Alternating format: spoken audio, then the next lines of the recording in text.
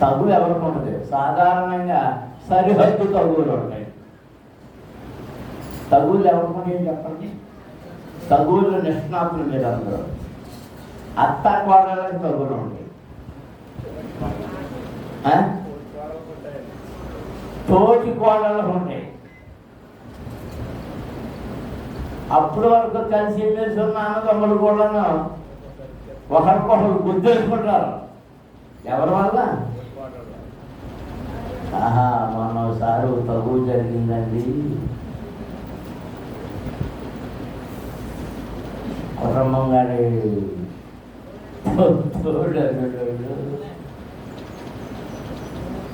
ఈదురు వాళ్ళందరూ ఇక్కడ నేను ఎవరో కొట్టేసుకుంటున్నాం అంటున్నారు.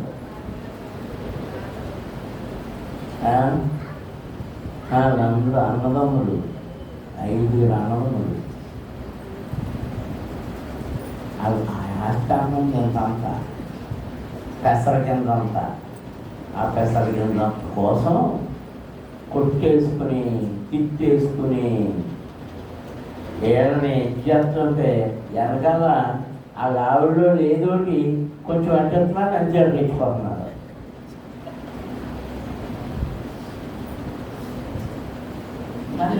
చిన్నప్పుడు కలిసి పెరిగి వాళ్ళు ఒకరిని మళ్ళీ చంద్రాన్ని పెట్టుకున్నవాడే కదా. ఎవరొచ్చి పెట్టారు తగులు? పద్మ రేచలు ఎంత అదృష్టవంతురాలు, తోటికోడు రాకుండా అయిపోయింది. మా పిసికెళ్ళాక అసలు ఏ గొడవ లేదు. ఒక తోటికోడలు ఉన్నాయి ఎక్కడో మెట్లో ఉందా లేదా? అయిపోయిందా? గొడవే లేదు.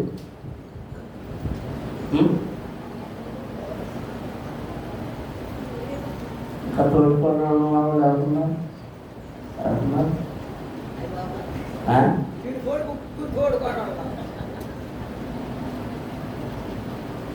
మరి వాళ్ళ ఏం తనుకుంటారు, ఏం తెచ్చుకుంటారో నాకు తెలవదు.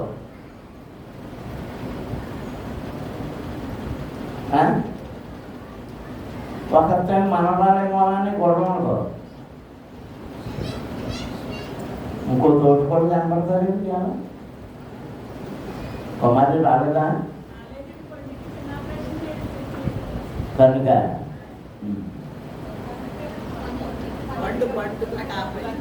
పండుగ. ఇంకా ఎవరితో తగులు? పెద్ద తగులు ఆడపడుచుతో తగులు. ఎందుకు? దేనికి? దేనికి? మా రేచలమ్మ కొంత మంచి ఆడపడుతుంది.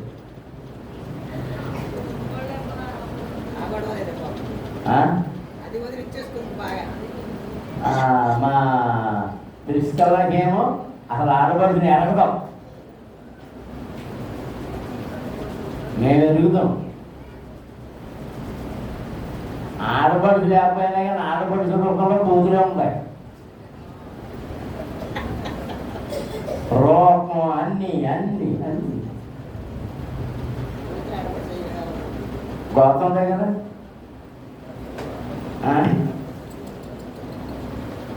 అందరూ దేవుడికి స్తోత్రం చేయండి.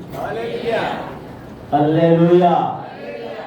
దేవుడు అంటున్నాడు, రండి మన వివాదములు తీర్చుకుందాము. 18 యెహోవా ఈ మాట సెలవించుతున్నాడు, రండి మన వివాదము తీర్చుకుందాము.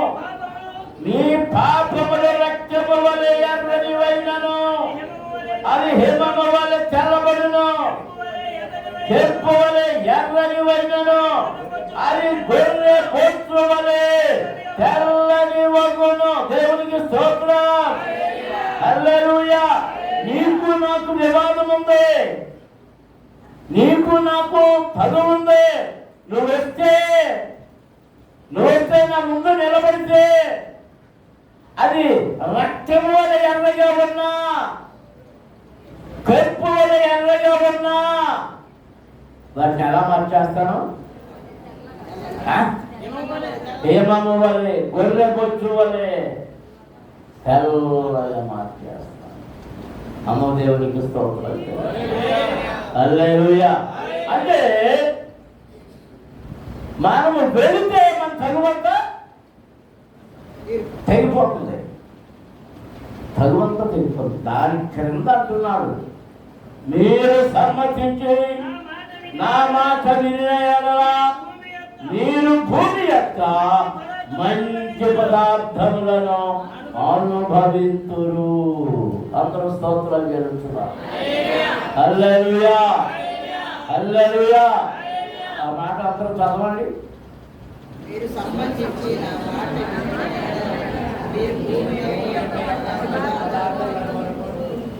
మళ్ళీ చదవండి.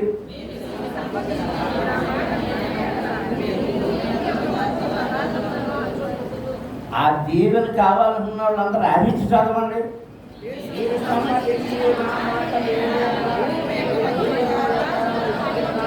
ఎవరు అరిచి చదవలేదు, ఎవరికెలా అరిచి చదవమంటే అదా వాడు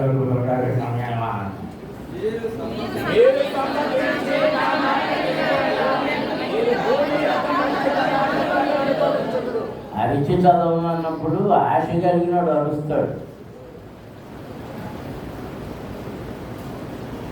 ఆశీర్వాదం కావాలన్న ఆశ కలిగినప్పుడు అరవాలి మనం. దేవునికి స్తోత్రం. మీరు నా మాట వినిన ఎడల, ఎవరి మాట? మీరు నా మాట వినిన ఎడల, నా మాట విని నేను చెప్పినట్లు నడిచిన ఎడల, నా ఆజ్ఞలను గైకొనిన ఎడల, నా మార్గములలో నడిచిన ఎడల,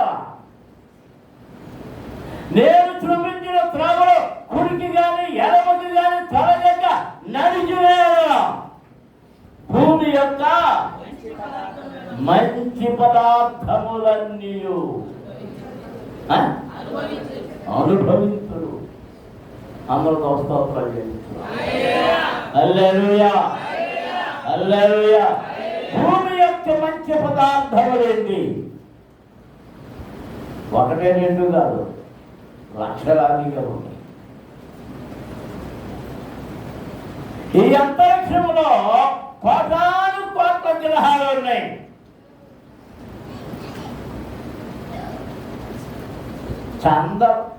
చంద్రుడి మీద ఏం పంట పండుద్ది?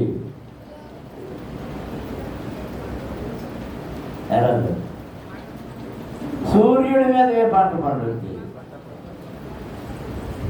ఏ గ్రహం మీద ఏ పంట పండుగ? నీళ్ళేది. సమస్తము కలిగి ఉన్నది ఏది అంటే భూమి. అందరూ స్తోత్రం చేయించుదా. ఈ భూమి ఎందుకు సమస్తము కలిగి ఉన్నదంటే నీ అవసరతలు తీర్చడానికి దేవాది దేవుడు నీ కొరకే ఈ భూమిని తన ఫలమును ఇచ్చినట్లుగా సృష్టించాడు. దేవునికి స్తోత్రం. హల్లెలూయా. నీవు నా మాట వినిన ఎడల భూమి యొక్క మంచి పదార్థములన్నీ, మంచి పదార్థములన్నీ. ఏ పదార్థం అని చెప్పను, పచ్చని పదార్థములే, జలచరములన్నీ పదార్థములే, ఖగచరములన్నీ పదార్థములే. భూమి లోపల అనేకమైన పదార్థములన్నీ. ఆ పదార్థాలు ఇక్కడ చాలా మంది లేరు. ఏంటవి? ఉంగరాలు, చెవితుత్తులు. ఏ పదార్థం అది? బంగారమైన అయ్యి ఉండొచ్చు, వెండైనా అయ్యి ఉండొచ్చు, డైమండ్స్ అయినా అయ్యి ఉండొచ్చు, జ్యువెలరీ. ఇవన్నీ అక్కడి నుంచి వచ్చినాయి. ఆఖరికి వంట చేసుకుంటున్న గ్యాస్ ఎక్కడి నుంచి వచ్చింది? గ్యాస్ మానేసుడు మామూలు పొయ్యి పెడితే ఆ పొయ్యిలో వెలిగేయండి. ఆ కొండ ఎక్కడి నుంచి వచ్చింది? ఆ దాగ ఎక్కడి నుంచి వచ్చింది? దాగలో కూర ఎక్కడి నుంచి వచ్చింది? వండే కూర. ఆ తోటకూర ఎక్కడి నుంచి వచ్చింది? ఆ గోంగూర ఎక్కడి నుంచి వచ్చింది? ఆ పాలకూర ఎక్కడి నుంచి వచ్చింది? ఆ చొక్క కూర ఎక్కడి నుంచి వచ్చింది? వంకాయ ఎక్కడి నుంచి వచ్చింది? ఆంధ్రాయ ఎక్కడి నుంచి వచ్చింది? ఆ టమాటా ఎక్కడి నుంచి వచ్చింది? క్యాబేజీ ఎక్కడి నుంచి వచ్చింది? ఆ కాలీఫ్లవర్ ఎక్కడి నుంచి వచ్చింది? ఆ పదార్థాలను చేయడానికి ఇవన్నీ మంచి పదార్థములన్నీ నీవు అనుభవించు. అందరూ దేవునికి స్తోత్రాలు జరుగుతుందా? అందరూ స్తోత్రాలు జరుగుతుందా? గట్టిగా గట్టిగా ముగిస్తారు కదా, ఇబ్బంది పెట్టడం ముగించేస్తాను.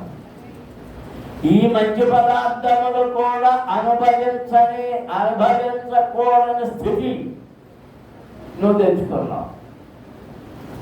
ఏమన్నా అంటే బంగాళదుంప కూర, బంగాళదుంప బాగుంటాడు.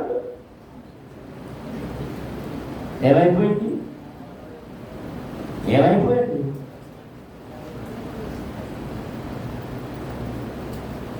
టీలో షుగర్ అయ్యొద్దు. ఏమైపోయింది? నేను ఎక్కడో మీటింగ్కి వెళ్ళాం. షుగర్ వేస్తా షుగర్ అని అడిగారు. పాకమ్మ గారు కుదురు కూడా తక్కువ వేయాలి.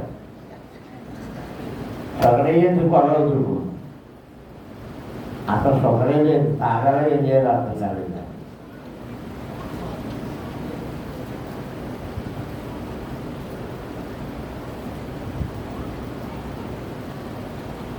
డాక్టర్ గారు ఏమంటాడు? నన్ను మటన్ ఎక్కువ తినమంటాడు. అంటే పదార్థం ఉడకబెట్టే కదా. కోడిగుడ్డు తిరిగా అందులో పూర్ణం తినవద్దు అంటాడు. తినొద్దనే కదా. పూరి నిండా ఉంటాయి, గారెలు నూనెలో వేస్తారు, అవన్నీ నూనెలో వేసి తినొద్దు అంటారు. అంటే నూనె ఎక్కడి నుంచి వచ్చింది? ప్రత్యేక స్పెషల్గా వచ్చిందా? భూమి యొక్క పదార్థమే. ఏమి నూనెది? నువ్వుల నూనె. నువ్వులు ఎక్కడి నుంచి వచ్చినాయి? వేరుశనగలు ఎక్కడి నుంచి వచ్చినాయి? పామాయిల్ ఎక్కడి నుంచి వచ్చింది? మంచి పదార్థములు అనుభవిస్తావు అంటే అనుభవించకుండా పోయే స్థితి వచ్చిందంటే మనము దేవునికి అది 20వ వచనం ఏమంటున్నాడు? నీవు నా మాట వినని ఎడలా సమ్మతెంపక తిరుగుబడిన ఎడలా నిశ్చయముగా ఏం కలదు? ఖడ్గము పాలదు. ఖడ్గం అంటే ఖడ్గం ఏం చేస్తుంది? నా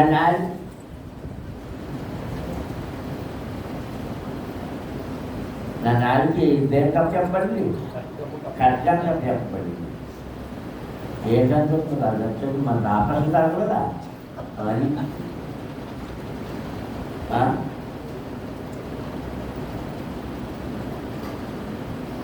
పాత్రనొద్దు, ఖడ్గం. అద్దెనొద్దు, ఖడ్గం. ఇద్దెనొద్దు, ఖడ్గం. అది మాత్రమే తిను, ఖడ్గం. ఇది మాత్రమే తిను, ఖడ్గం.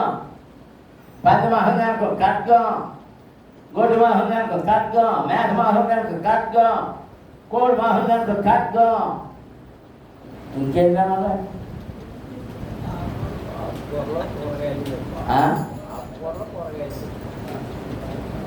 అందులో కొన్ని గోంగూర తినకూడదు.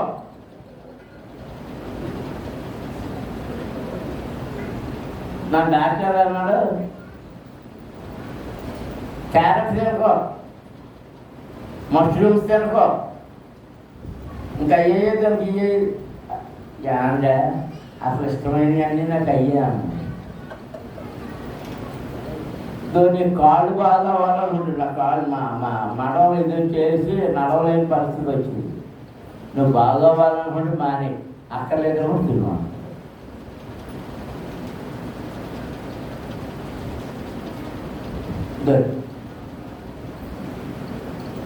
ఖడ్గం. నీకు ఇచ్చిన పద్యమే ఖడ్గం. మనకు వచ్చిన పద్యమే ఖడ్గం. ఏంటన్నా ఒకప్పుడు రాళ్ళు తిన్నా అరిగిపోయేవి. రాళ్ళు తిన్నా. ఈ మధ్య నన్ను భోజనం చేయొద్దు అన్నట్టుగా వండుకున్న అమ్మగారి కూరలో ఎన్నిసార్లు చేస్తే ఇది ఇంకా పర్లేదు. నేను నా భోజనం కూడా తగ్గిపోయింది, తగ్గిపోయింది. అంటే టమాటా కనబడుతుంది కనబుద్ది కాదు. ఆ టమాటాలు వేసేస్తున్నారు. అవి మొత్తం ముక్కలు అలా కనబడుతుంది. అవి ఏరుకుంటారు. ఒక్కోసారి ఇంతే కొడుతున్నారు. పెద్ద కొద్ది ఏరుకుంటే ఇంకంతే కొద్ది అక్కడ ఏరుకోండి.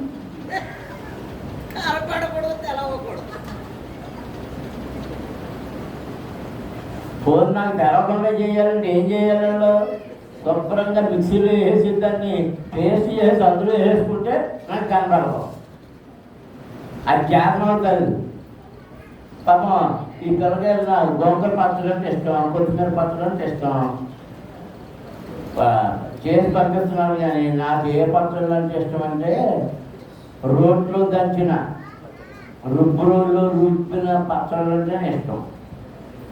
కొంతమంది ఆ కొత్తిమీరలు ఏం కలిపేస్తున్నారంటే ఇదన్నమాట. అది చూడగానే నాకు అర్థమైపోతుంది. అంటే పచ్చడి ఆ చారు నిండా టమాటాలే, సాంబార్ నిండా టమాటాలే. దాన్ని ములక్కాయ తినొద్దన్నాడు. నాకు ములక్కాయ జీడిపప్పు ఇవన్నీ అంటే చాలా ఇష్టం, తినొద్దన్నాడు. ఖడ్గం.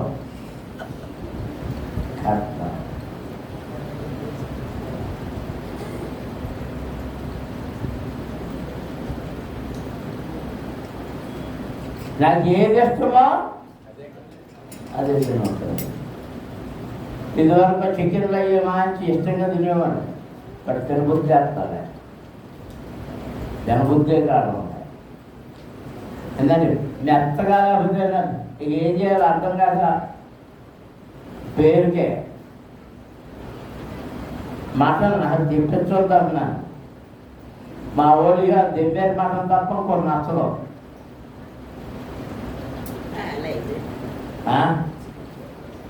మరి లైవ్లో ఇచ్చామా? అవేమో ఎంత వయసు అయిపోయింది మేకలు, అవి లాగుతుంటే అవి లాగుతుంటే ఊళ్ళో అసలే పళ్ళు పోయి.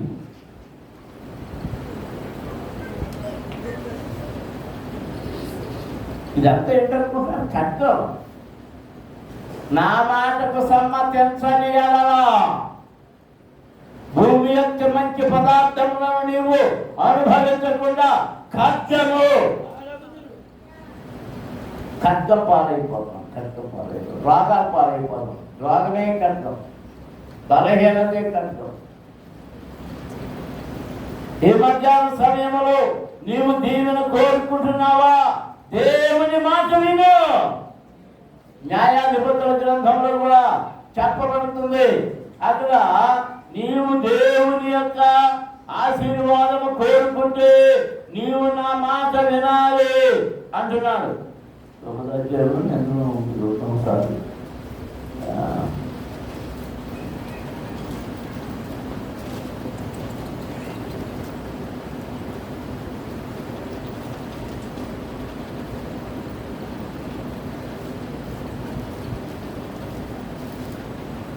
ఆ 9వ అధ్యాయం 7వ వచనం చదువు. అది యోతాముకు తెలియబడినప్పుడు అతడు పోయి గెరీజీము కొండ కొప్పును నిలిచి ఎలుగెత్తి పిలిచి వారితో చెప్పెను, శక్యము యజమానులారా, మీరు నా మాట వినిన యెడల దేవుడు నీ మాట వినును. దేవునికి స్తోత్రం. హల్లెలూయా, హల్లెలూయా. ఎక్కడి నుంచి చెప్తున్నాడట? గెరీజీము కొండ మీద నుండి. ఆ గెరీజీము కొండ గురించి మరోసారి మీరు చెప్తారు. గెరీజీము కొండ మీద నుంచి ఆశీర్వాదపు వచనాలు వస్తాయి. మరొక కొండ ఉంది దానికి ఎదురుకుండా, ఆ కొండ మీద నుంచి శాప వచనాలు వస్తాయి. దేవుడు నియమించాడు. ఈ గెరీజీము కొండ మీద నుంచి ఏమంటున్నాడంటే అర్థము, సత్యము యజమానులారా మీరు నా మాట వినడలా దేవుడు నీ మాట విను. దేవునికి స్తోత్రం. దేవుని సేవకుల ద్వారా చెప్పబడిన దేవుని మాట మీరు వింటే, ఆ ప్రకారంగా మీరు ప్రార్థించగలిగితే, ఆ ప్రకారంగా మీరు భక్తి జీవితంలో నడవగలిగితే, ఆ ప్రకారంగా దేవుని ఎదుట మీరు దోషము లేని దోషరహితమైన జీవితాన్ని జీవించడం ప్రారంభిస్తే దేవుడు మీ మాట వీళ్ళను వాకరించని ప్రార్థన చేస్తున్నాడు. దేవుడు నా మాట వినాలని ఎంతమంది కోరుకుంటున్నారు? ఎంతమంది ఆశపడుతున్నారు? దేవుడు నా మా ప్రార్థన వినాలి, నా మాట వినాలి, నా మాటకు జవాబు ఇవ్వాలి, నా ప్రార్థనకు జవాబు ఇవ్వాలి అని స్తుతించండి.